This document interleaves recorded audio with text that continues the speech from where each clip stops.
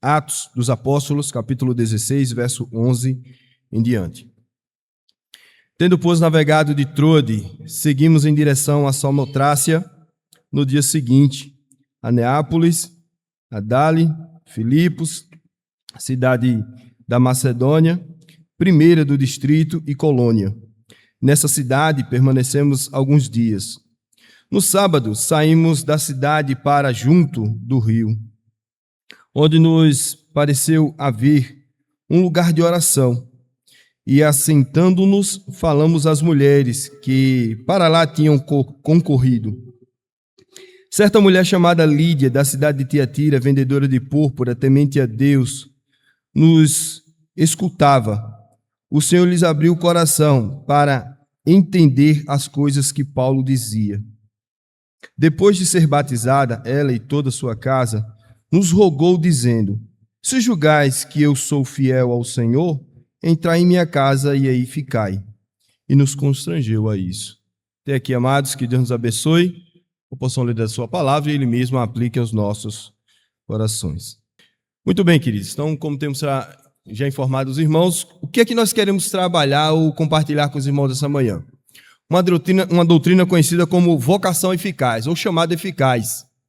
É uma doutrina muito conhecida porque ela trata exatamente do chamado que cada um de nós temos. Então, todos nós, num determinado tempo, num determinado momento, somos chamados eficazmente pelo Senhor. Então, o que é que nós queremos fazer? Nós queremos olhar para esse texto e, através do exemplo de Lídia, entender como é que o Senhor chama e como é que esse processo de regeneração acontece nos nossos corações, na nossa vida. Então, olhando para essa passagem e fazendo a citação de alguns trechos da nossa declaração, a declaração de Savoy, a declaração congregacional, nós vamos entender esse processo de maneira que a gente possa compreender um pouco mais acerca desse chamado eficaz, da vocação, ou chamado o qual Deus tem nos chamado a servi-lo. E quando eu falo de chamados, estou me referindo também à salvação. Na verdade, é a salvação, tá? Então, como nós observamos aí, nós temos nessa passagem a história de uma mulher conhecida como Lídia.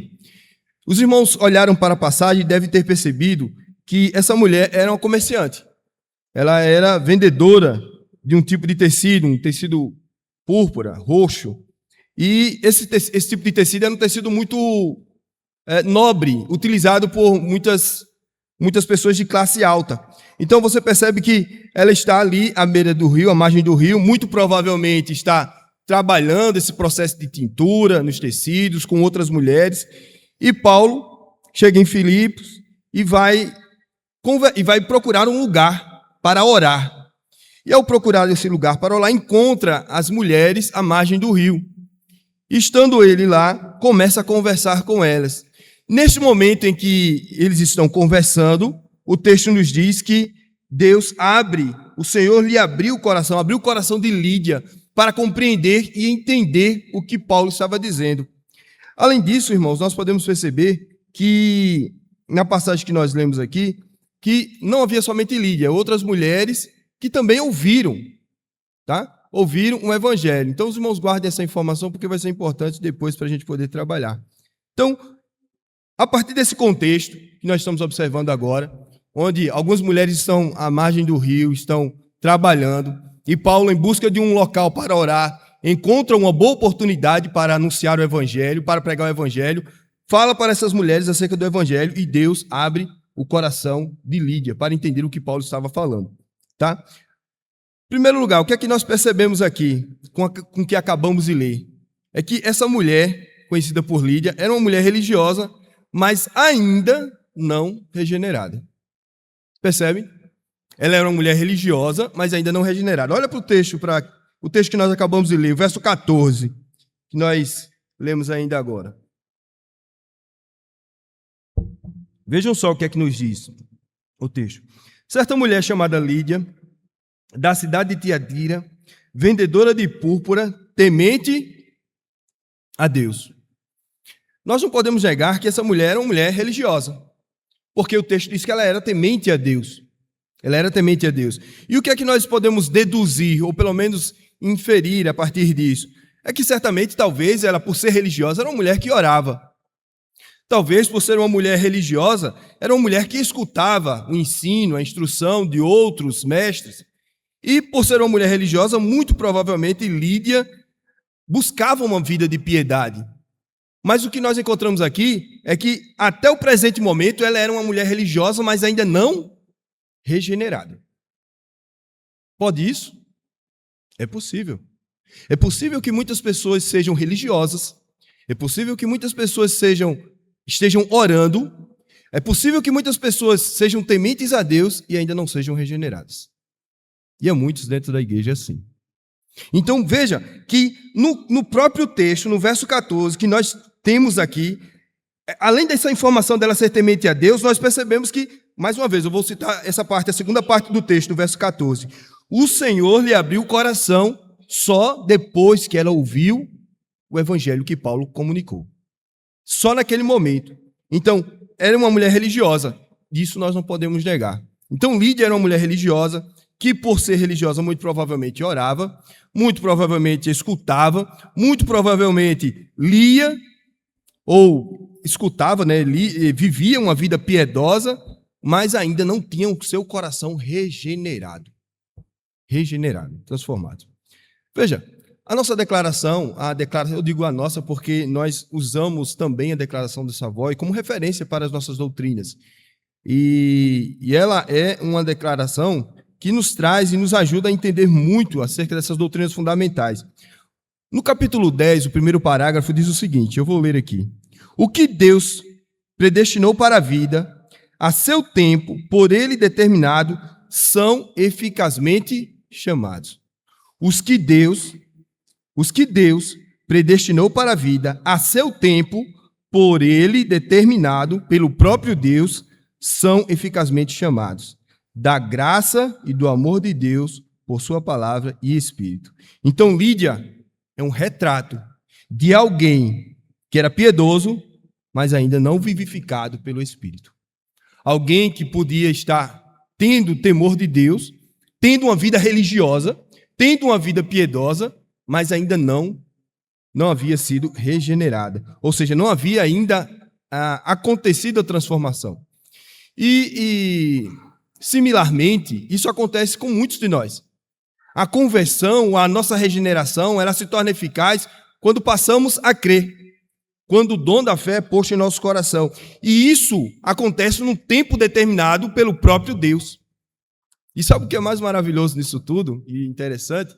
É que isso é realizado desde a eternidade. Esse plano de regeneração do Senhor está traçado desde a eternidade. Então, não há como antecipar e não há como deixar ou que esse plano se torne tardio, porque aqueles a quem o Senhor escolheu, aqueles a quem o Senhor chamou, vão ser eficazmente regenerados, vão ser eficazmente salvos, tá?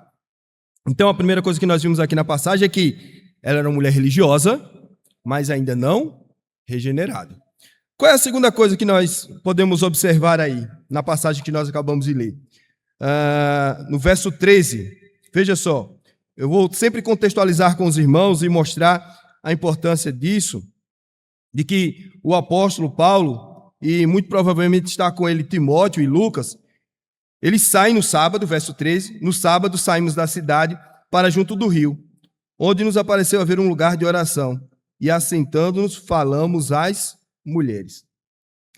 Eu quero chamar a atenção aqui dos irmãos para uma outra coisa muito interessante, que é o som da palavra. E quando eu falo o som da palavra, é que as escrituras nos mostram que nós somos chamados, e aqueles que vêm à fé, vêm pelo ouvir da palavra de Deus. Então, como ouvirão se não há quem pregue? Veja a importância de aproveitarmos os momentos, as oportunidades para pregarmos. Então, aqueles que serão eficazmente chamados e regenerados porque ouvirão a palavra do Senhor. Ou porque eles encontrarão e lerão, ou porque outros comunicarão a eles a palavra. Então, o que eu quero destacar aqui é o som da palavra. Paulo pregou a palavra para eles.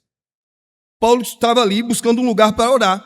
e naquela oportunidade viu um momento para pregar e anunciar aquelas mulheres que estavam presentes ali. E elas ouviam cuidadosamente. E sabe o que é interessante? Eu quero logo destacar aqui, embora esteja já antecipando, é que ao passo que Lídia ouviu, outras mulheres também ouviram, mas não tiveram seu coração regenerado. Então, o que nós percebemos é que Deus abriu o coração de Lídia, mas as demais não. As demais não, porque haviam outras mulheres. O texto diz, né? Falamos às mulheres que para lá tinham concorrido. Então, a importância aqui, o destaque que eu falo, é de nós estarmos aproveitando as oportunidades, aproveitando os momentos para pregar o Evangelho. E todos nós temos, todos os dias, em todos os momentos, sejam por parentes, sejam através de familiares. Então, nós temos oportunidades diversas, entre os nossos familiares, amigos, colegas de trabalho, colegas de escola e assim por diante. Agora, sabe o que é interessante também? É que ouvir externamente não é o mesmo que ser convertido. Muitos podem estar ouvindo, mas sem que Deus haja, sem que Deus opere no coração, essa obra não será realizada. Então, ouvir externamente não é o mesmo que ser convertido. E com isso eu não quero que os irmãos se sintam desencorajados a pregar ou a anunciar e dizer assim, não, então se é assim, então, porque nós vimos um exemplo do próprio Noé, que foi um pregador e pregou durante muito tempo, e pregoeiro da verdade, e que nenhuma vida ali creu, nem acreditou naquilo que ele estava comunicando e falando. Então, ouvir externamente não é o mesmo que ser convertido. E a confissão diz o seguinte, no capítulo 10, ainda agora, só que o parágrafo 4. Outros homens, ainda que sejam chamados pelo ministério da palavra, nunca veem verdadeiramente ou eficazmente a Cristo. Mas qual é o nosso dever? Pregar. Nós somos chamados para anunciar. A obra de conversão, a obra de regeneração não é nossa. Nós não convertemos pessoas, nós não mudamos pessoas, nós não mudamos corações. Nós falamos, anunciamos, e é nosso dever fazer isso. Porque somos um povo, um sacerdócio real, nação santa, um povo de propriedade exclusiva de Deus, com o fim de proclamar as virtudes daqueles que nos chamou das trevas para a sua maravilhosa luz. Então nós somos chamados das trevas para proclamar Cristo Jesus. Então vejam que nosso dever é chamar e nunca converter. Nós não convertemos, nós não mudamos os corações das pessoas. E isso traz um grande consolo. Porque às vezes nós estamos por tempos e tempos falando, ensinando, mostrando, e você olha assim, a pessoa não se converte nunca, não muda nunca, não acontece nada com esse coração. Não se preocupe, meu irmão, minha irmã, com isso. Não é o seu dever mudar o coração.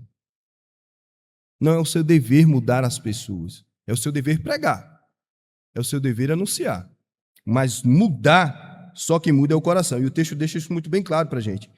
O Senhor lhe abriu o coração. Foi o Senhor quem abriu o coração de Lídia. Então, ouvir a pregação não garante conversão. Mas é nosso dever fazer. Tá? Terceira observação que eu quero fazer com relação ao texto, né? Para não tomar muito tempo dos irmãos, a gente vai avançando aqui.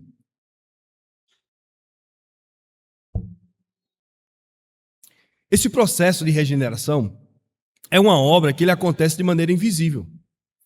Nós não enxergamos nenhuma áurea, não há nenhuma mudança externa, digamos assim, física que aconteça em uma pessoa que nós possamos perceber que ela foi regenerada, senão através das obras e dos frutos.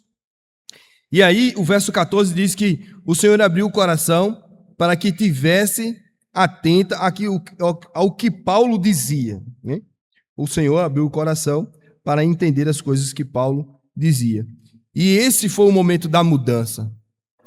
Não foi um momento, e eu quero que os irmãos observem muito bem isso, não foi uma ação psicológica, não foi uma ação emocional, não foi uma mudança ou uma postura, uma atitude que o próprio apóstolo Paulo tomou intelectual a fim de convencer ou a fim de converter Lídia. E quando eu falei em barreiras com relação a isso, eu fiz um exemplo, eu tentei ilustrar o cenário para os irmãos. Você está à margem do rio, está trabalhando, e nesse momento ela está ouvindo o evangelho. Lá não tem música de fundo, lá não tem parede preta, nem branca, nem jogo de luz, nem voz eloquente. A conversão de Lídia foi uma obra invisível e soberana de Deus, que agiu profundamente no seu coração.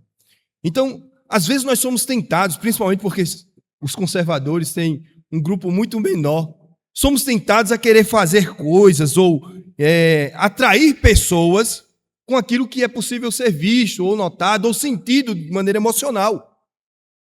Mas essa obra é uma obra que Deus realiza no coração. Então, ela é uma obra invisível e soberana, realizada pelo próprio Deus. Então, meus irmãos, às vezes nós olhamos para muitos grupos aí, grandes, e com suas paredes pretas, com seus teatros e muitas coisas mais. Mas essa é uma obra que, se Deus não fizer, se Deus não mudar, regenerar o coração, transformar o coração, não são essas coisas que farão. Não são essas. Você pode ter pessoas religiosas dentro da igreja. Talvez pessoas que estejam buscando uma certa piedade e, de certa forma, até tementes a Deus. Mas com corações regenerados, só Deus pode realizar.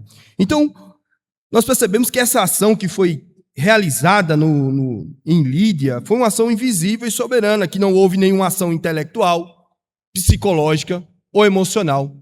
Paulo não se aproveitou de um certo momento de Lídia. Ela era um comerciante, talvez ela estivesse muito bem vendendo os seus produtos. E talvez nem tivesse a intenção de se achegar mais do que estava fazendo aquilo para Deus.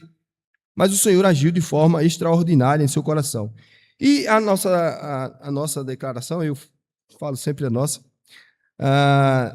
ainda no primeiro parágrafo, ele diz que Deus, iluminando espiritualmente o entendimento e renovando a vontade, assim atrai eficazmente a Jesus. Assim atrai eficazmente as vidas a Jesus. Então, é Deus quem abre o coração. É Deus. Ninguém abre o seu próprio coração. Ninguém. Eu falo de um exemplo na nossa igreja lá, dos colegas de trabalho que eu tenho, que sempre dizem assim: irmão, eu vou na sua igreja, eu vou na sua igreja, eu vou na sua igreja, eu preciso ir na sua igreja, como se ele tivesse o poder por si só de ir e de talvez se converter e mudar os seus hábitos, os seus costumes. Mas essa é uma obra que, se Deus não realizar, por mais que uma pessoa, de alguma maneira emocional, ou por alguma situação, alguma privação, ou situação da vida, queira, só Deus realiza. Só Deus transforma. Então, veja o cuidado que nós precisamos ter. Porque às vezes nós podemos ter muitas pessoas dentro da igreja, religiosas, mas não regeneradas. Então, a outra observação que acabamos de fazer aqui é essa ação soberana de Deus. Essa ação invisível que Deus realiza. Porque dentro daquele cenário é completamente impossível. Um sol, provavelmente um sol desse que nós estamos vendo aqui, rio, né, não tinha nada que pudesse atrair Lídia àquela situação. Nada emocional ou talvez intelectual, nada dessa natureza. Então, Deus opera e transforma eficazmente e opera no coração de Lídia. Vamos avançar um pouquinho mais. Irmãos, um outro destaque que queremos fazer está relacionado também a esse próprio processo de transformação. Veja, nós já vimos que Lídia era uma mulher religiosa, estava ali, ouviu o evangelho, e naquele momento em que ela ouviu o apóstolo Paulo pregando, ela teve o seu coração transformado. Deus abriu o seu coração para entender aquelas coisas que Paulo estava dizendo, para entender o evangelho. Bom, nós precisamos entender que essas coisas que Paulo estava dizendo era a mensagem do evangelho, a mensagem de Cristo, Cristo morto, ressuscitado e assim por diante. E o que é que acontece nesse exato momento, né? E isso é interessante porque nós não sabemos exatamente, né, em que momento isso acontece, mas acontece uma mudança no coração nesse momento. Uma mudança, conforme diz o próprio livro de Ezequiel 36, 26. Dar-vos-ei um coração novo e porei dentro de vós um espírito novo. Então Deus transforma o coração. Deus transforma o coração. Deus tira um coração de pedra, um coração que não tem vida, um coração que não pulsa, um coração que não tem vida, e coloca dentro do homem um coração vivo, um coração que pulsa, um coração agora que é inclinado a Ele, é inclinado agora ao próprio Deus. Então, o que acontece aqui é exatamente o cumprimento da profecia de Ezequiel, onde Deus havia dito que haveria de transformar o coração dos homens, tirando um coração de pedra e colocando um coração de carne. Dar-vos-ei um coração novo e porei dentro de vós um espírito novo. Esse é o processo de regeneração. É uma mudança de 360 graus. É uma mudança na mente, é uma mudança no coração, é uma mudança de atitude. É uma mudança total que acontece no coração do homem. Então, todos esses aspectos que nós estamos falando compõem o que nós chamamos de chamado ou vocação eficaz. O chamado de Deus, onde Deus atrai os homens com graça e misericórdia, atrai, como alguns pregadores dizem, com cordas de amor, de maneira que você se torna irresistível a esse chamado. Você não resiste a esse chamado e você tem seu coração transformado. Essa é a grande mudança que o próprio Deus realiza nos corações. Então, é o cumprimento da profecia de Ezequiel 26, 36. João 3, eu quero convidar os irmãos a abrirem. João 3, verso 8, fala um pouco da ação do Espírito. E muitos de nós conhecemos essa passagem, porque são passagens que nós temos em contato muito no início da nossa conversão, no início da nossa vida cristã. João 3, verso 8.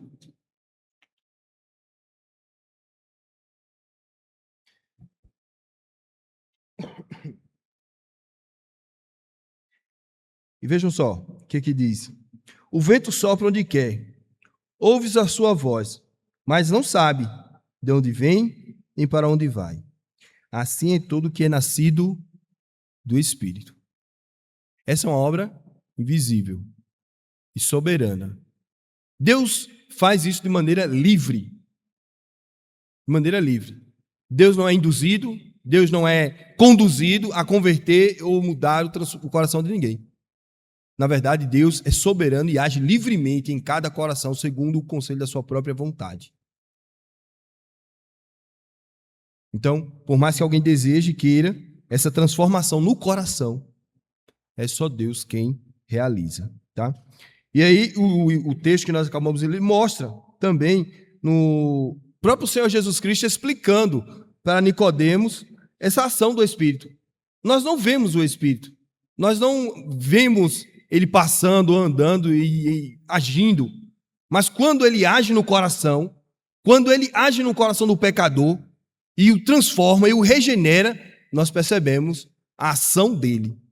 Nós percebemos a sua ação, mas nós não vemos de onde ele vem nem para onde vai. Mas onde ele age, nós percebemos. Por quê? Porque há mudança, porque há transformação.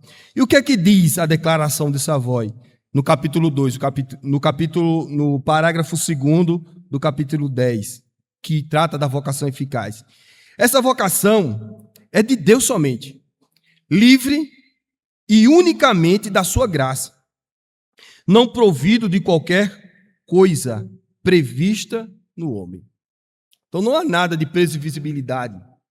Deus não olhou para ninguém e disse assim, bom, acho que o presbítero João ele tem um jeitinho ali, Deus vai e age assim porque viu uma certa inclinação. Não, irmãos. Deus age. E alguns até, para poder refutar essa doutrina, essa posição, dizem assim, então Deus obriga o homem a se converter? Deus obriga o homem a ser regenerado? O homem está morto em seus delitos e pecados. O homem está caído. É certo que ele está num estado de rebelião contra Deus. Mas Deus, com sua graça, com sua infinita graça, bondade e misericórdia, o transforma de maneira tal que isso se torna irresistível a ele. E ele não pode resistir a tamanha graça, tamanho amor, tamanha misericórdia, tamanho perdão, tamanha bondade. Então todos nós estávamos mortos em nossos delitos e pecados. Nenhum de nós desejávamos Deus. Nenhum. Mas Deus, graciosamente, transforma os nossos corações. E age em nossos corações. E muda as nossas ações. Então, essa transformação no coração é uma mudança. Mudança de mente, mudança de vida, mudança de atitude. Tá? Então, regeneração é um milagre. E poderíamos dizer que é um milagre unilateral. Por quê? Porque parte unicamente de uma parte. Só de Deus. Só de Deus e de Deus somente. Então Deus tira o coração de pedra e coloca no homem agora um coração sensível.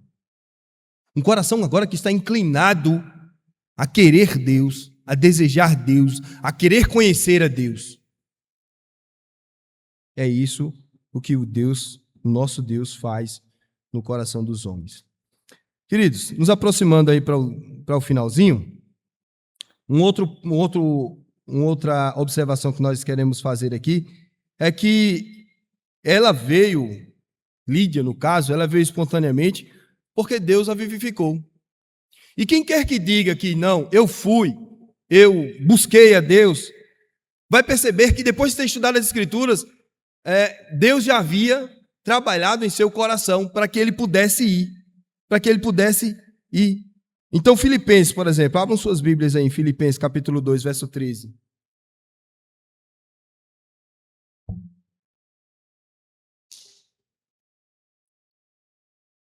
E aí nós vamos perceber como é essa ação de Deus. Por que nós vamos espontaneamente? Nós vamos espontaneamente porque Deus primeiro vivificou. Lá no texto que nós lemos, o texto de Lídia, nós percebemos que após ela ter seu coração aberto, alguns de sua casa, né, verso 15, depois de ser batizada, ela e toda a sua casa, nos rogou dizendo, se julgai que eu sou fiel ao Senhor, entrai em minha casa e aí ficai. Então nós já percebemos mudança por causa dessa sua postura. E essa mudança de responder espontaneamente a Deus não foi por ela mesma, foi porque Deus agiu. E Filipenses confirma isso, dizendo o seguinte, Filipenses, eu terminei não abrindo aqui. Filipenses, capítulo 2, verso 13. Diz assim, porque Deus, olha só, porque é Deus quem efetua em vós tanto o querer como o realizar. Segundo o quê? A sua boa vontade. A boa vontade de Deus. A boa vontade de Deus. Então essa é a obra que o Senhor realiza. Que quem quer que seja, que esteja se inclinando a Deus, foi porque primeiro Deus agiu em seu coração. Porque Deus é quem efetua em vós tanto o querer quanto o realizar, segundo a sua boa vontade. Então Lídia não foi forçada, mas ela foi atraída por graça e Deus a atraiu. Ela creu livremente, mas porque Deus a inclinou a isso. Deus a inclinou a isso. Tá? E o que é que diz a declaração com relação a essa parte dessa mudança aqui, dessa espontaneidade? Que embora sejam passivos nela, o homem seja passivo nesta graça, nessa ação de Deus, são tornados dispostos por sua graça, pela graça de Deus. Então todo homem que tem o seu coração regenerado e transformado estarão dispostos porque Deus agiu em seu coração. E o chamado eficaz, ele é exatamente eficaz porque ele transforma. E esse título, dado essa doutrina, esse ensino, é exatamente por causa da ação que ela não é uma ação que varia ou que pode ser que aconteça ou talvez isso... Não. Ela é eficaz, ela age, ela muda, ela transforma o homem, agora segundo a vontade do próprio Deus. Deus agindo no coração do homem. Então, ela é eficaz. Ela mudará. Ela fará o seu trabalho segundo o propósito do próprio Deus. Então, esse chamado é eficaz porque transforma a vontade do homem, e essa vontade é transformada por aquilo que o próprio Deus faz e realiza. Bom, de maneira didática, a gente gosta de organizar cada parte, cada processo que nós chamamos de chamado eficaz, ou vocação eficaz. E aí eu quero chamá-los agora, convidá-los a ler Romanos 8, verso 30. Esse é um texto muito conhecido também, porque nós usamos muito essa passagem exatamente para entender a lógica espiritual desta obra que Deus realiza no coração do homem. Qual é a lógica? Veja só. A gente pode até ler o 29 e o 30, porque facilita mais.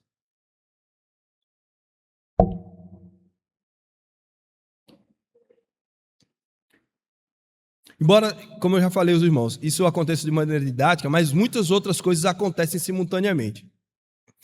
Por exemplo, a justificação é um ato, né? Ela é realizado no homem. Ela tanto está na eternidade quanto no tempo presente. Então, é um ato, Deus o realiza.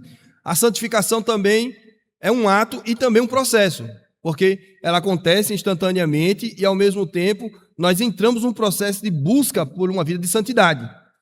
E nesse conjunto de coisas, né, onde tudo está acontecendo simultaneamente, justificação, santificação, regeneração, algumas coisas acontecem e nós não temos exatamente a ordem exata, mas elas acontecem simultaneamente no coração do homem. Elas acontecem simultaneamente. Mas para entender a lógica espiritual do chamado eficaz que nós acabamos de ver, nós vamos para Romanos 8, que eu já pedi para os irmãos abrirem, e a gente pode ver aí do verso 29 e 30 o seguinte, o apóstolo Paulo dizendo: porque aos que de antemão conheceu, e quando falo conhecer, entenda, escolheu, chamou ou teve uma comunhão, também os predestinou para serem conformes à imagem do seu filho. Então nós somos chamados desde a eternidade para sermos conforme a imagem de Cristo Jesus, para vivermos igual a Cristo, para seguirmos a Cristo. Então, é a obra com a qual o Senhor nos chama. Então os predestinou para serem conformes à sua imagem, a fim de que ele seja o primogênito entre muitos irmãos. E o verso 30, para entendermos a lógica. E aos que predestinou, a esse também chamou. Aos que chamou, a esse também justificou. E aos que justificou, a esse também glorificou. Então, qual a sequência? Deus chama e ele faz isso pela sua palavra. Deus chama o homem e faz isso pela sua palavra, pelo som da palavra pregada, como nós falamos aqui, aconteceu com Lídia. Deus age no coração do homem, o coração dele é aberto para entender.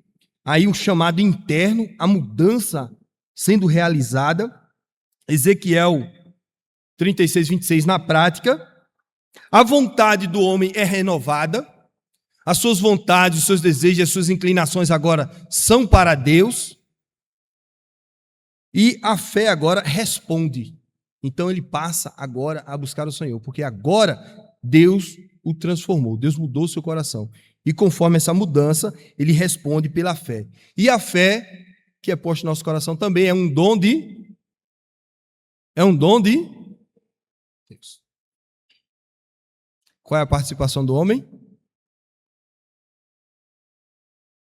Chamado eficaz. Resumindo, vocação eficaz. É Deus operando eficazmente no coração do homem. E, nesse momento, Cristo recebido em cada coração, em cada vida. Essa é a lógica, né? Isso é colocado, é claro, de maneira didática, mas muitas dessas coisas que nós falamos aos irmãos, eles acontecem simultaneamente no coração. Vida, coração transformado, mente, nova vida, inclinação, abandono do pecado, abandono das práticas. Então, tudo começa em Deus. Tudo começa em Deus. Nunca no homem. Nunca no homem. Tá? Vamos lá para o fim. Porque nós temos uma outra coisa aqui muito interessante. E aí eu já, embora tenha tocado, e eu até disse aos irmãos, guarda essa informação.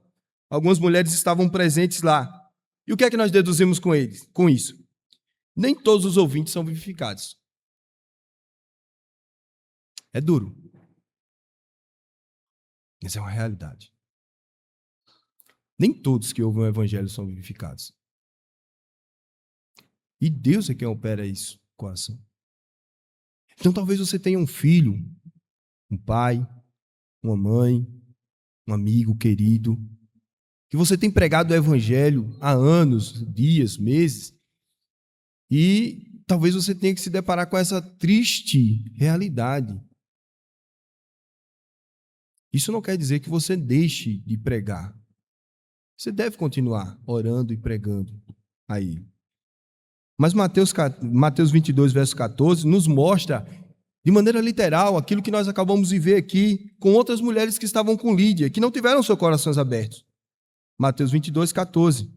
Muitos são chamados, mas poucos escolhidos. Muitos são chamados, mas poucos escolhidos. O que aconteceu em Atos 17, eu quero convidá-los apenas a abrirem, passar uma página aí, nas suas Bíblias, muito provavelmente, só uma página, Atos 17, 32 a 34, o apóstolo Paulo está discursando em Atenas. E muitos estão ouvindo aquilo que ele está falando. E chega num determinado momento, no verso 32, que eles dizem o seguinte: quando ouviram falar da ressurreição de mortos, uns escarneceram, outros disseram, a respeito disso te ouviremos noutra ocasião. E então o verso 34 diz o seguinte: houve, porém, alguns que se agregaram a ele e creram. Entre eles estava Dionísio, o Areopagita, uma mulher chamada Damares, e com eles outros mais. Nós temos aqui manifestações de fé e incredulidade. Alguns creram, outros não. Alguns creram e outros não. Então, nem todos os ouvintes, mesmo ouvindo o evangelho, mesmo ouvindo o evangelho genuíno, verdadeiro, com toda a sua autenticidade, serão vivificados. Tá? Serão vivificados. E aí, eu quero aproveitar para falar o seguinte, que embora nós nos deparemos com essa realidade que é dura para nós, isso também nos serve de motivação para pregar o evangelho a todos, indistintamente. Porque se nós não sabemos quem são os chamados eficazes, ou aqueles que são chamados de maneira eficazmente, nós somos chamados a pregar de maneira indistinta para todos. Para todos. Absolutamente todos. Então, a declaração, no parágrafo 4º, diz que, embora possam ter alguns a operação comum do Espírito, contudo, não são eficazmente atraídos a Deus. Porque, como já dissemos, a fé, que é um dom que é posto no coração, é obra de Deus. O processo de regeneração, que é a mudança e a transformação no coração do homem, é obra de Deus. Então, tudo começa em Deus e é Deus quem realiza. Onde Deus não abre, irmãos, coração, não há conversão. Onde Deus não abre o coração, não há conversão, não há mudança. Vamos resumir para encerrar esse momento aqui que nós tivemos aqui. Em resumo, a salvação começa em Deus. Isso ficou muito bem claro, tanto no exemplo de Lídia, quanto nos textos que nós compartilhamos com os irmãos. O chamado, ele é eficaz porque é uma obra do Espírito. E aí a palavra do Senhor vai nos dizer que o Espírito Santo nos cela e ele é o penhor.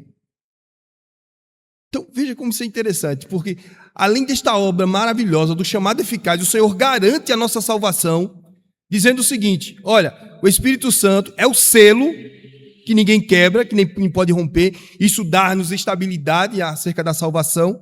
Então, nós não somos salvos hoje e perdemos a salvação amanhã. E, além disso, ele se torna um penhor, a garantia de que jamais seremos arrebatados da mão do Senhor. Você é chamado eficazmente? Então você goza desse privilégio. Ninguém pode nos arrebatar da mão do Senhor. Então, esse chamado é eficaz porque é uma obra do Espírito. A fé é a resposta da graça, não a causa. E Paulo Anglada costumava dizer que a fé é o braço estendido da graça, operando no coração dos homens.